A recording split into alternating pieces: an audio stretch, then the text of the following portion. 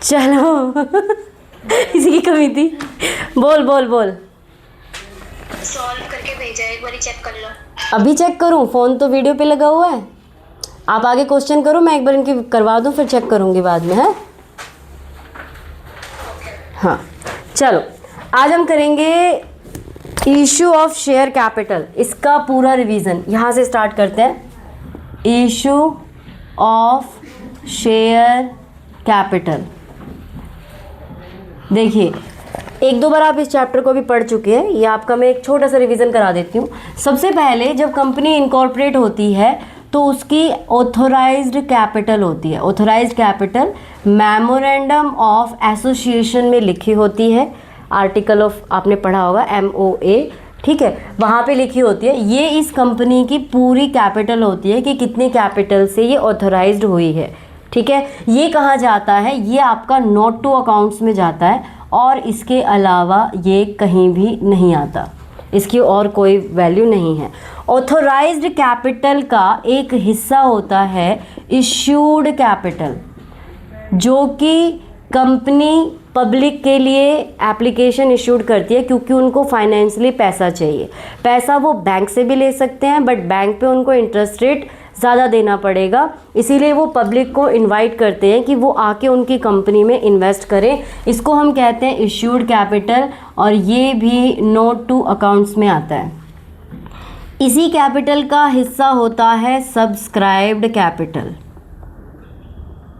ठीक है। Subscribed capital issued capital का वो पार्ट होता है जो कंपनी लोगों को सब्सक्राइब करती है, उनको अलॉट करती है शेयर। कई बार क्या होता है, मान लीजिए ऑथोराइज्ड कैपिटल है आपकी 20 लाख, 20 लाख शेयर है at the rate 10 rupees each, तो ये आपकी ऑथोराइज्ड कैपिटल हो गई। इसका उन्होंने कितना किया? 1 lakh share, 1 lakh share at the rate 10 उन्होंने क्या कर दिया? इश्यूड कर दिया। अब उनको एप्लीकेशन रिसीव हो गई 1,30,000 रुपीज़ की, ये उनको एप्लीकेशन रिसीव्ड हो गई, लेकिन कंपनी इतने ज़्यादा शेयर को इश्यूड नहीं कर सकती है, सब्सक्राइब नहीं कर सकती है। सब्सक्राइब वो 1 लाख को ही करेगी, लेकिन कंपनी क्या करती है, बाकी 30,000 में से उनको रिजेक्ट भी कर सकती है और उनके पैसे को आगे आने वाली कॉल्स पे एडजस्ट भी कर सकती है। अब ये कॉल्स क्या होती है? जब कंपनी सब्सक्राइब करती है ना, तो वो सारा पैसा एक साथ नहीं मंगवाती, वो उनके ऊपर डिपेंड करता है, मंगवा भी सकती है, लेकिन जो नहीं मंगवाती वो कॉल्स में मंगवाती है। जैसे जब एप्लीकेशन दी तब उन्होंने 5 रुपये ले लिए, फिर उन्होंने अलॉट करने की खबर उनको दी तब उनसे 3 रुपये ले लिए, फिर उन्होंने फर्स्ट का कॉल पे 1 रुपये ले लिया, फिर उन्होंने सेकेंड एंड फाइनल कॉल पे फिर उन्होंने 1 रुपये ले लिया। तो ऐसे करके वो अपना 10 रुपये कंप्लीट करते हैं। तो कंपनी क्या करती है कि अगर उनके पास ज़्यादा एप्लीकेशन आ जाती हैं तो वो उनको लौटाने की बजाय उनके पैसे को आने वाली आगे कॉल पे एडजस्ट कर देती है। जैसे कि आप मेरे को मंथली फ़ीस पे करते हो, आपने मेरे को ज़्यादा कर दी 1000 रुपये पे, मैं कहूँगी छोड़ो यार, अभी है नहीं मेरे पास चेंज, मैं नहीं देती वापस, तो मैं आपका अगले महीने एडजस्ट कर दूँगी। सेम वही काम कंपनी भी करती है कि एप्लीकेशन पे 1 लाख शेयर्स थे, 1,30,000 एप्लीकेशन आ गई, कंपनी किसी को लौटाना नहीं चाहती। अब ये कैसे करती है? जैसे एक शेयर होल्डर है, उसने 1000 शेयर के लिए अप्लाई किया तो उसको 500 शेयर्स दे दिए, तो बाकी 500 शेयर्स का पैसा उसका आगे वाली कॉल पे एडजस्ट कर देगी। तो इसी प्रोसेस को, एडजस्ट करने के प्रोसेस को हम प्रो राटा अलॉटमेंट कहते हैं, ठीक है। तो company authorise capital note to accounts में आएगा, issued capital note to accounts में आएगा, subscribed capital note to accounts में आएगा, और साथ ही साथ इसी का अमाउंट बैलेंस शीट में भी जाता है। बैलेंस शीट में इसका अमाउंट जाता है, याद रखना। इनका अमाउंट बैलेंस शीट में नहीं शो करते, सिर्फ जो सब्सक्राइब्ड कैपिटल से जो पैसा आता है उसका अमाउंट हम बैलेंस शीट में शो करते हैं, ठीक है। ओके, बड़ी सिंपल सी चीज़ है। क्या हो जब कोई बंदा कंपनी का पैसा कॉल, मतलब एक बंदा है जिसने 1000 शेयर के लिए एप्लीकेशन दिया, ठीक है, कंपनी ने उसको 600 शेयर्स अलॉट किए, 600 शेयर क्या किए? अलॉट कर दिए, है ना। अब इस बंदे ने एप्लीकेशन पेमेंट कर दी, है ना, अलॉटमेंट नहीं कर पाया, नहीं थे उसके पास पैसे, या एनी हाउ कोई भी रीज़न रहा हो, उसने एप्लीकेशन पे कर दी लेकिन अलॉटमेंट पे नहीं किया, तो कंपनी क्या करती है, ऐसे शेयर्स को फॉरफिट कर लेती है। फॉरफिट का मतलब ये होता है कंपनी इन शेयर्स को अपने पास रख लेगी, ये शेयर्स दोबारा से री इशू कर दिए जाएंगे। अब जब कंपनी फॉरफिट कर रही है तो उसमें देखिए कि जब इस बंदे ने 1000 शेयर के लिए एप्लीकेशन दी थी तो इसने कितना अमाउंट पे किया होगा, इसने 5000 रुपये पे किया, 1K × 5, इसने 5000 रुपीज़ कंपनी को दिए थे, है ना। और कंपनी को कितने इसको कितने शेयर्स अलॉट किए, 600। उस हिसाब से कंपनी को कितने पैसे लेने चाहिए थे एप्लीकेशन पे, 600 × 5 3000, मतलब इसके 2000 रुपये कंपनी के पास एक्स्ट्रा चले गए। पर कंपनी वापस नहीं करती है, कंपनी के पास एक बार जो चीज़ चली गई वो चली गई। तो कंपनी ये देखती है कि इस बंदे का यहाँ पे ड्यू कितना था, 1800 ड्यू था, तो यहाँ पे हम लिखेंगे ड्यू ऑन अलॉटमेंट इसका कितना था, ड्यू ऑन अलॉटमेंट कितना था, 600 × 3 यानी कि 1800, इसके तो 2000 एक्सेस है ना। तो वो क्या करेगी, ये वाला भी कर लेगी और फिर देखेगी कि इसके फर्स्ट कॉल पे कितना एक्सेस था, 600 × 1 600। तो इसका आगे जो कॉल्स इन एरियर आएगा वो किस पे आएगा, लेकिन एडजस्टेड अमाउंट तो करेगी नहीं ना। अभी एग्जांपल मैंने ऐसे ले लिया, हमेशा मेरे साथ ऐसे ही होता है, मैं ऐसा एग्जांपल ले लेती हूँ जो बिल्कुल एकदम अलग ही चला जाता है। तो नॉर्मली जो एक्सेस अमाउंट है वो उसने अलॉटमेंट पे एडजस्ट कर दिया, कंपनी कुछ वापस नहीं करेगी उसको। तो कितना पैसा फॉरफिट करेगी, जो पैसा उसके पास आ गया, कितना पैसा आ गया, 5000, तो शेयर फॉरफिचर में पूरा का पूरा 5000 जाएगा। बात रही कॉल्स इन एरियर की, तो इस क्वेश्चन में कॉल्स इन एरियर नहीं है क्योंकि इसमें उसकी एक्सेस मनी ही 2000 थी, उसकी एक्सेस मनी यहाँ कितनी थी, 2000, जबकि उसका अलॉटमेंट पे ड्यू कितना आ रहा है, 1800, तो 200 रुपये और उसके ही बच गए। लेकिन कंपनी वापस नहीं करेगी, कंपनी क्या करेगी, इसके शेयर को फॉरफिट करके फिर उनको कर देगी री इशू किसी और बंदे को, कंपनी का फ़ायदा हो गया इसमें। अब बात यह आती है कि जब कंपनी कोई शेयर फॉरफिट करती है और बाद में उसको री इशू करती है तो वो मैक्सिमम कितना डिस्काउंट दे सकती है, जितना उसे मिल गया हो। 10 रुपये का एक शेयर है, उसको यहाँ पे कितना रुपये मिल गया, 5 रुपये, तो वो मैक्सिमम कितना डिस्काउंट दे सकती है, 5 रुपये दे सकती है ना। 5 रुपये से ज़्यादा वो देगी ही नहीं, है ना। और मिनिमम कितना दे सकती है, मिनिमम कितना दे सकती है, सोच के बताना, ठीक है। चलिए, तो ये एक क्वेश्चन बनता है तुम्हारा MCQs में कि अगर एक कंपनी ने शेयर फॉरफिट करे और उसको वो दोबारा री इशू कर रही है तो वो उस पर मैक्सिमम या मिनिमम कितना डिस्काउंट दे सकती है, ये आपसे MCQs में पूछा जा सकता है। तो इतना ध्यान रखना, कोई भी कंपनी हो चाहे बिजनेसमैन हो, वो अपना नुकसान नहीं कराता है, जितने पैसे उसको ऑलरेडी उस पर मिल चुके हैं वो उतना डिस्काउंट दे सकते हैं, उससे ज़्यादा वो नहीं देंगे। और कितने अमाउंट में री इशू कर सकते हैं, तो 5 रुपये का डिस्काउंट दे सकते हैं, तो 5 रुपये में तो कर ही सकते हैं, मैक्सिमम 5 रुपये का डिस्काउंट देंगे तो 5 रुपये में कर सकते हैं, ठीक है। तो कॉल्स इन एरियर पता चल गया, जब कोई बंदा अपनी आगे की कॉल्स पे ना करे उसको हम कॉल्स इन एरियर कहते हैं, और उस अमाउंट को जितना अमाउंट उसने पे कर दिया कंपनी उसको फॉरफिट कर लेती है और फिर उन्हीं शेयर्स को री इशू कर देती है। री इशू करने पे फिर प्रीमियम अकाउंट में, मतलब उनका जो भी फॉरफिचर अकाउंट में जो भी बैलेंस रहता है, फॉरफिचर अकाउंट में जो भी बैलेंस रहता है वो चला जाता है कैपिटल रिजर्व में। ये तो रही सिर्फ वर्बली बात, अब इस चीज़ को हम बोर्ड पे भी करेंगे। और क्या बताने की चीज़ रह गई इसमें, फॉरफिचर बता दिया, कॉल्स इन एरियर हो गया, एक्स्ट्रा अमाउंट का हो गया।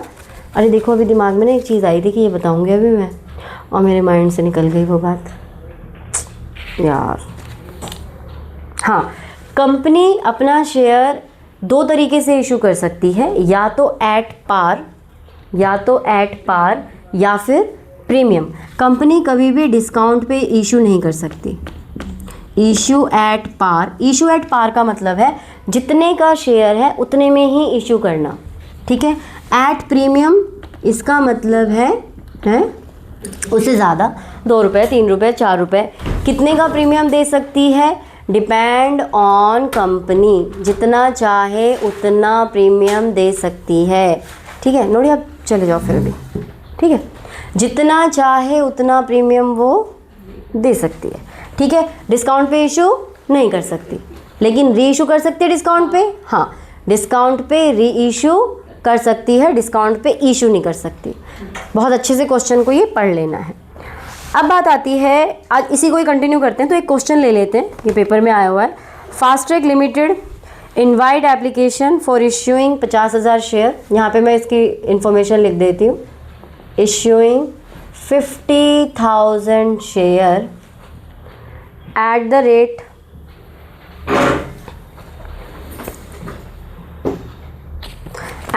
100 each, at the rate 100 each. ये इसकी फेस वैल्यू, नॉमिनल वैल्यू, इसी को कहते हैं। चाहे नॉमिनल वैल्यू हो चाहे फेस वैल्यू हो, इसी को कहते हैं। ठीक है, फुल्ली पेड अप बोला जाए तो मतलब यही वैल्यू है 100 रुपये। फुल्ली पेड अप का भी मतलब यही है 100 रुपये, समझ गए। फिर उसके बाद है प्रीमियम कितना है, 10 रुपये का प्रीमियम, तो मतलब इसने जो इशू करा है 100 रुपये का शेयर है, 10 रुपये प्रीमियम। ठीक है, अलग अलग लिखना है आपको प्रीमियम। पेबल एज, कैसे पेबल किया है, एप्लीकेशन पे 50 रुपये, अलॉटमेंट पे 35 रुपीज़ इंक्लूडिंग प्रीमियम। तो आपको ब्रैकेट में पहले से ही प्रीमियम और अलॉटमेंट की अमाउंट को अलग कर लेना है। जब भी आपको बोला जाए इंक्लूडिंग प्रीमियम, तो आपको सबसे पहले प्रीमियम और इसकी अमाउंट को अलग अलग पहले से ही कर लेना है साथ साथ। Okay, balance on first call, तो फर्स्ट कॉल की जो अमाउंट निकलेगी आपकी फर्स्ट कॉल की, तो कैसे गिनोगे, 50, 25, 75, 100 में से 75 हटा दो, 25 रुपीज़ का आपका फर्स्ट कॉल हो गया। ठीक है, यहाँ तक समझ में आ गया। आगे उन्होंने बोला है application for 82,500 share were received, तो एप्लीकेशन रिसीव्ड हुई है हमें 82,500 शेयर्स की। ओके, अब हम इसकी जर्नल एंट्री शुरू करते हैं। तो यहाँ मैं इसको थोड़ा सा डिवाइड कर देती हूँ। तो सबसे पहले एंट्री हो जाएगी, हाँ उस तरफ बनाएंगे, bank account debit to share application. अच्छा, एक चीज़ ध्यान रखना, अगर क्वेश्चन में इक्विटी हो, प्रीफरेंस हो, तो नाम लिखना है ना। मैं कभी नहीं लिखती हूँ, बट आप लोगों को लिखना है, ये थोड़ा सा आप ध्यान दे देंगे। तो ये आपका हो गया टू शेयर एप्लीकेशन। कितना आ गया यहाँ पे, 82,500 को 50 से इंटू करेंगे। अरे ज़रा सा सब इंटू कर करके बता दो मुझे, बता दोगे। पापा 25, 2, 5, 2, 10, 2, 12, 5, 40, 41, ठीक है, 41,25,000। एक बार कैलकुलेटर लेके बैठो, कहीं गलतियाँ ना हो जाए। चलिए, तो विदाउट टेबल हमें पहले ये स्टेप कर दूँ। हाँ विदाउट टेबल, ये वाली एंट्री। अच्छा पहले टेबल बता दूँ। हाँ मुझे टेबल दो। अच्छा, या इसको टेबल बता देते हैं, वरना इसके ना गले से पानी ना उधर सूख जाए पूरा। आगे पढ़ लेते हैं, एंट्री बाद में करेंगे, पहले मैं आपको इसकी टेबल बता देती हूँ। Application for 20,000 share were rejected, application received इतना, रिजेक्शन करी है इन्होंने कितनी, 20,000 शेयर की, 20,000 शेयर्स की रिजेक्शन करी है। उसके बाद इन्होंने बोला है allotment was made on a pro rata basis. अब प्रोरेटा बेसिस का कैसे पता चलता है, आप 82,500 में से 20,000 हटा दीजिए, आपका कितना बचा, 62,500। 62,500 शेयर्स को कितना अलॉट किया गया है, 50,000 शेयर्स। मतलब ये अप्लाइड है, जो एप्लीकेशन मिली है, और ये अलॉट है, तो ये एक कैटेगरी बन गई। और दूसरी में इन्होंने 20,000 शेयर को रिजेक्ट कर दिया। ठीक है, अब एक शेयर होल्डर है साहिल। चलो, तो अब साहिल वाली बात आई, तो अब मैं आपको टेबल बता रही हूँ। टेबल आपको बाद में देख लो वीडियो ज़रा से, है ना। टेबल आपको जैसे मैं बता रही हूँ वैसे ही बनाना है। सबसे पहले आपको बनाना है अप्लाइड, फिर आपको बनाना है अलॉट, अलॉट ही लिखना है, फिर आपको लिखना है एक्सेस मनी, फिर आपको लिखना है ड्यू ऑन अलॉटमेंट, फिर आपको लिखना है कॉल्स इन एरियर, और फिर आपको लिखना है बैंक अकाउंट। ये आपके इस पूरे क्वेश्चन के लिए ये वाली टेबल बनेगी, applied, allot, excess money, due on allotment, calls in arrear और बैंक। हर क्वेश्चन में आपको यही टेबल बनानी है। ठीक है, अब इसका हम करेंगे कैसे। अप्लाइड शेयर पहले हम ये वाला लिख लेते हैं। अप्लाइड कितने हैं 62,500। या सबसे पहले रुको एक मिनट, बैंक का लिख लेना, रिजेक्शन का सबसे पहले लिख लेना, इसको बाद में नहीं लिखेंगे। 20,000 रिजेक्शन है, कितने रुपए हैं एप्लीकेशन पे 50 रुपये, तो 20,000 इंटू 50 कर देंगे यहाँ पे। 20,000 इंटू 50, 1 2 3 4 और 20 पंजे 100, कितना हो गया 10 लाख। 10 लाख, 10 लाख आपका रिजेक्शन में चला गया। ठीक है, अप्लाइड कितने हैं हमारे 62,500, अलॉट कितने हैं इसमें 50,000। इसमें कुछ क्रॉस मल्टीप्लाई करके वो भी निकलेगा, वो भी निकलेगा, ठीक है, वो भी निकलेगा। अब यहाँ पे जब इन्होंने अप्लाइड किया था एक्सेस मनी को, कहाँ इन्होंने करा है, ठीक है वो तो कर देंगे। Sahil who had applied for 1250 shares, Sahil ने कितने के लिए अप्लाइड किया था 1250 शेयर्स के लिए। साहिल का बना दे, यहीं पे बना देंगे, टेबल ना बनाए। यही टेबल बनाओ, एक ही बनाओ, इसी से सब निकल जाएगा, इसी एक से सब निकल जाएगा, आपको डबल ट्रिपल बनाने की ज़रूरत नहीं है। 1250 शेयर अप्लाइड किए थे, अलॉटेड शेयर कैसे निकालेंगे, यहाँ पे एक्स लगा दो, इसको ऐसे क्रॉस मल्टीप्लाई कर दो, मेरा 1000 आएगा, है ना। तो देखो 62,500 into X is equal to 50,000 into 1250, ये अपॉन में आ जाएगा 62,500, 00 से 00 गई, 25 पंजे 125, 0 25 25 625, 25 दूनी 50, 1000, बिल्कुल सही आया था। तो ये आपका आ जाएगा 1000। समझ गए, क्रॉस मल्टीप्लाई करके करना है। रुक गई, अरे आ गया ना 1000 आ गया। अच्छा वो नॉर्मल, हाँ वो तो नॉर्मल है। अब ध्यान देने वाली बात है, इतना तो निकाल लोगे क्रॉस मल्टीप्लाई करके, कोई दिक्कत नहीं है। जब इस बंदे ने अप्लाइड किया था 1250 शेयर्स के लिए, तो इसने 50 रुपये के हिसाब से कितना दिया था 6,250 रुपये दिया था, राइट, है ना। लेकिन इसको कितना देना चाहिए था 5,000 देना चाहिए था। एक्सेस मनी कितनी दे दी इसने 1250, 6,250 माइनस 5,000, तो कितनी हो गई हमारी 1250 एक्सेस मनी है ना, है ना। हाँ हाँ बोलते चले जाओ, फिर मुझे भी लगे कि हाँ समझ में आ रहा है। ड्यू ऑन अलॉटमेंट, इसी बंदे का, इसी साहिल का ड्यू ऑन अलॉटमेंट कितना है, तो 1000 रुपये के हिसाब से 1000 इंटू 35 रुपये। अब ये चीज़ देखना ध्यान से, 35 आपका प्रीमियम भी है। आंटी 2 मिनट रुक गई, मुझे समझ नहीं आया एक्सेस मनी से। 1250 अप्लाई किया था, 50 रुपये के हिसाब से 6,250, हाय सॉरी, अच्छा वो तुमने पूछ लिया, इंटू में गड़बड़ था ना, 0 फिर 625, 62,500, और यहाँ पे आएगा 50,000 और यहाँ पे आएगा 12,500, एक ज़ीरो की कमी हो गई थी। ठीक है, एक्सेस मनी आ गई यहाँ तक, है ना। अब आ गई, आगे चलते हैं, बहुत आराम से चलूँगी, बस तुम साथ साथ करते जाना। इसका ड्यू ऑन अलॉटमेंट कितना है, इस बंदे को अलॉट तो हमने 1000 ही किया है, तो 1000 को 35 से इंटू करेंगे, क्योंकि अलॉटमेंट 35 रुपये का है।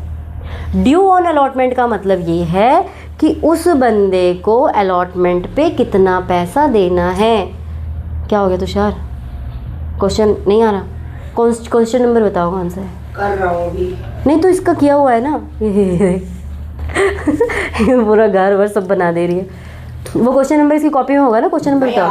आ रहा है, फिर कौन से दिमाग, यही सुन रहे हो। टाइम पास, अच्छा 12th में काम आएगा, फिर सुन लो, है ना। तो 35 ड्यू, हाँ मैं ये बता रही थी कि ड्यू ऑन अलॉटमेंट कौन सा होता है, कि जिस बंदे को कितना पैसा अलॉटमेंट पे देना है। अब 1000 शेयर हैं इसके पास, तो 1000 शेयर के हिसाब से इसको 35,000 रुपीज़ देने हैं, वो इसका ड्यू है।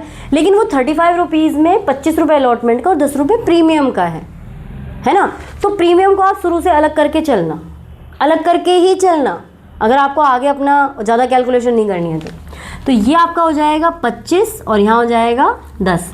तो 1000 इंटू 25 कितना हो गया 25,000, और 1000 इंटू 10 कितना हो गया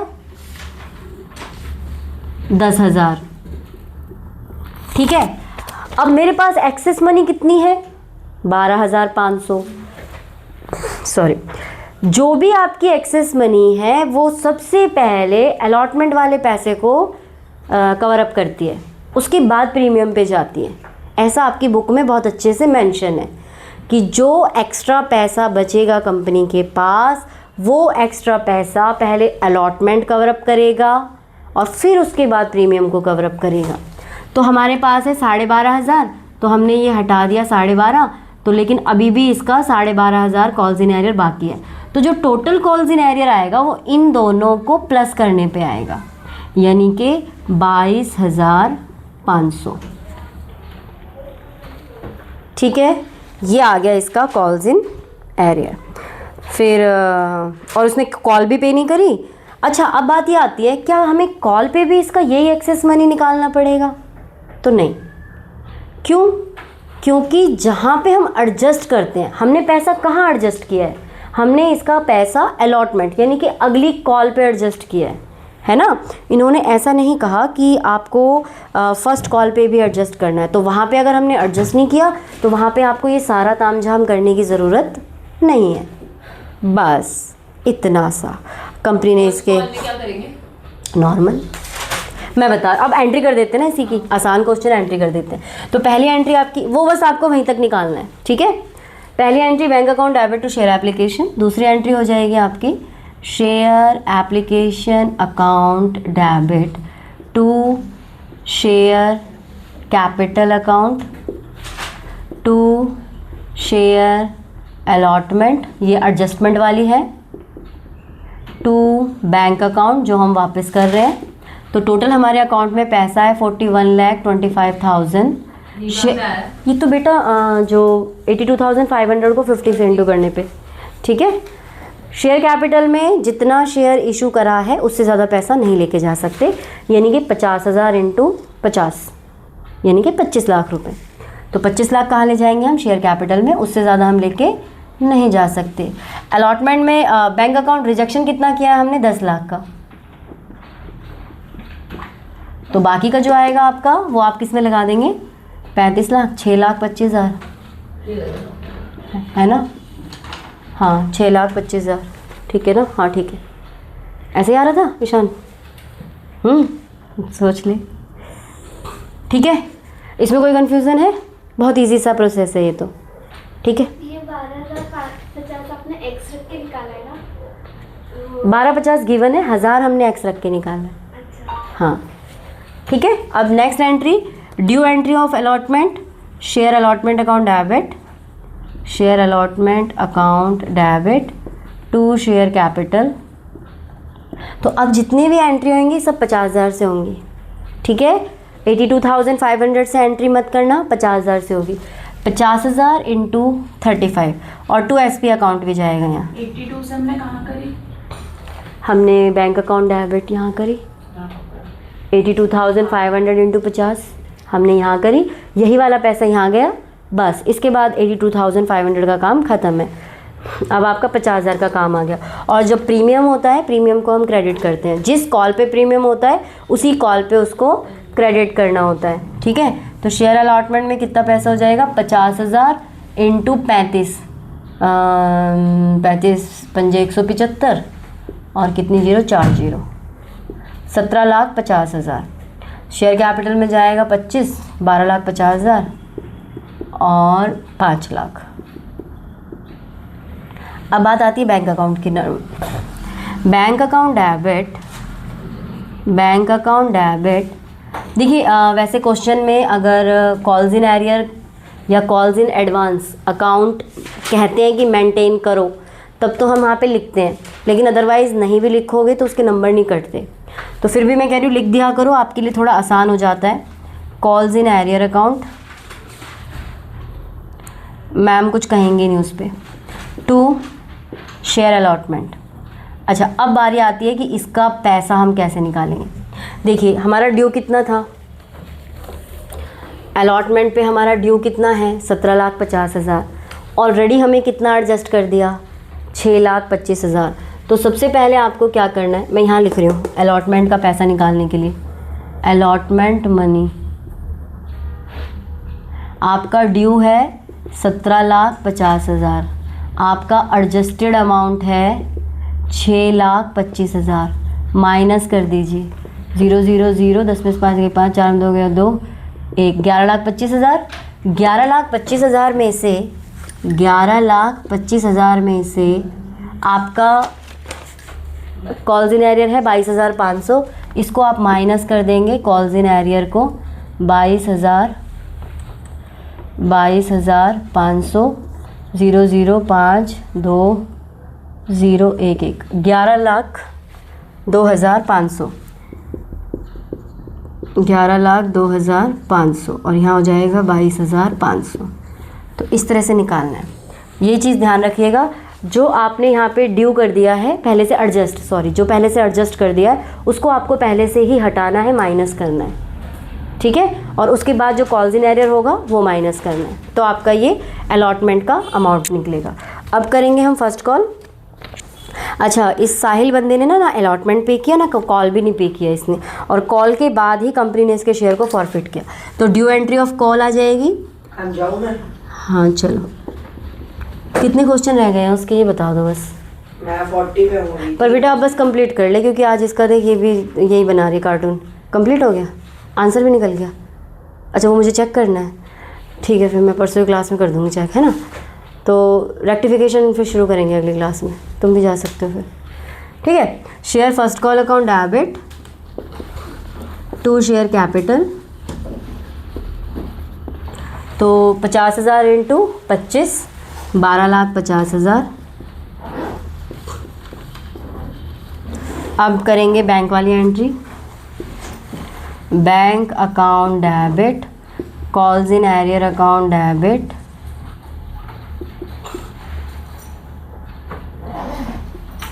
टू शेयर फर्स्ट कॉल, ठीक है। अब इसके कॉल्स इन एरियर में क्या आएगा, अब आप डायरेक्टली जो 1000 है ना आपका कॉल्स इन एरियर के लिए, क्योंकि यहाँ पे आपको कुछ एडजस्ट नहीं करना है, कॉल्स इन एरियर आपका डायरेक्टली 1000 इंटू 25 आ जाएगा, यानी कि 25,000 रुपये। आपको यहाँ पे कोई एडजस्टमेंट, कोई कुछ करने की ज़रूरत नहीं है। 12,50,000 आपका क्या था, ड्यू था 12,50,000 ड्यू था, 25,000 आपका वो है, तो आपका यहाँ पे बैंक अकाउंट में बचा 12,25,000। अगर आंटी से पहले फॉरफिट कर दिया होता अलॉटमेंट को, हाँ, अगर इन्होंने पहले कर दिया होता तो यहाँ पे हम पहले फॉरफीचर की एंट्री करते हैं, है ना। तभी मैं कह रही थी ना, एक क्वेश्चन ऐसा भी देखना पड़ेगा जिसमें प्रीमियम भी हो, फॉरफीचर भी पहले हो, बाद में भी एंट्री हो, फिर उसका मतलब सारे के सारे शेयर रीइशू ना करें हो। कॉल में कितना जाता, माइनस करते हैं ना कुछ। हाँ, तो उसमें से 1000 माइनस कर देते, 50,000 में से 1000 शेयर हटा दो, तो 49,000 शेयर से एंट्री करते हैं, है ना, ठीक है। बस इतना फ़र्क है। अब आएगी एंट्री आपकी फॉरफीचर की। अब ये फॉरफिट कर रहे हैं, तो फॉरफीचर के लिए एंट्री होती है share capital account debit, share capital account debit, और यहाँ पे हमें एसपी भी नहीं मिला है, प्रीमियम नहीं मिला है, तो प्रीमियम को आप करेंगे debit SP account debit to share forfeiture, to share allotment. जो भी कॉल्स इन एरियर है उसको आप उनका नाम भी लिख सकते हैं या उसको कॉल्स इन एरियर भी लिख सकते हैं। To share first call. कितने शेयर्स हैं, 1000 शेयर्स हैं, और एंड तक गया है पूरा, तो पूरा 100 रुपये, तो 1000 इंटू 100 यहाँ हो जाएगा आपका 1,00,000। एसपी कितना नहीं मिला ये आप यहाँ पे निकाल चुके हो अपना, ये प्रीमियम है ना आपका, है ना। इस क्वेश्चन में तो देखो सीधा सीधा है 1000 इंटू 10, लेकिन कई क्वेश्चंस में नहीं होता, यहाँ पे हमारा एक्सेस अमाउंट होता है, फिर हम यहाँ पे उसको कवर अप करते हैं, है ना, तो इसलिए ये निकालना ज़रूरी है। तो ये आपका एसपी में चला जाएगा 10,000, और अलॉटमेंट का कॉल्स इन एरियर कितना है 22,500, अलॉटमेंट का 22,500, और फर्स्ट कॉल का 25,000। कितने शेयर फॉरफिट हो रहे हैं, 1000। इस बंदे ने पैसे कितने दिए थे 62,500, कंपनी क्या वापस करेगी, तो सारे के सारे कहाँ जाएंगे फॉरफीचर में। आप इनको प्लस करके देख लो, सेम आएगा। मैंने तो कोई बैलेंसिंग फिगर नहीं निकाला, मैंने सिर्फ सारी अमाउंट यहाँ से ढूंढ के लिख दी। भाई फॉरफीचर में कितना जाएगा, जितना उस बंदे ने पे किया है, हमने उसको रिटर्न कुछ नहीं किया था, तो सीधा का सीधा हमने सारा लिख दिया। जितना कॉल्स इन एरियर उसका अलॉटमेंट पे था वो लिख दिया, जितना कॉल्स इन एरियर उसका फर्स्ट कॉल पे था वो लिख दिया, इधर हमने उसका शेयर कैपिटल का और ये लिख दिया। आप इनको टोटल करो, 6 2 8 2 10, और ये 25 25 50, और ये 1,00,000 और 1,10,000 पूरे हो गए, ठीक है। अब इन्होंने रीइशू करानी है, अब इसके आगे क्या होता है, करा ही नहीं इन्होंने, pass necessity apt to for feature और shares in the books of the fast track limited account. तो ये यहाँ तक की एंट्री थी आपकी, है ना। अब आपने इसका फंडा समझ लिया, इसका बेसिक समझ लिया। अब एक क्वेश्चन ऐसा भी करेंगे जिसमें परचेज कंसिडरेशन आए। परचेज कंसिडरेशन एक टॉपिक रह गया आपका, और जिसमें आपका सारा ऐसा है कि वो अलॉटमेंट के जस्ट बाद फॉरफिट कर ले और री इशू करे, ठीक है। वो टॉपिक और रह गया आपका। शेयर कैपिटल में हाँ यहाँ 25 लाख, क्योंकि 50,000 इशू करे थे ना, तो 50,000 इंटू 50। अब बताओ ईशान, ऐसे ही किया है, कुछ चेंज है? वहाँ तक तो ऐसे ही किया, उसके बाद याद नहीं आता। शेयर फॉरफीचर की एंट्री करी थी। हाँ किया। चलो ठीक है, अभी तो क्लास में ख़त्म करते हैं। पेपर बंद। लेके आइए कल। अगली क्लास में, हाँ कल वाली क्लास में, अगली क्या, कल वाली ही क्लास में तुम्हें एक क्वेश्चन और इसका कराऊंगी मैं, फुल फ्लैश से ढूंढ के लाना। बंद कर दोगे?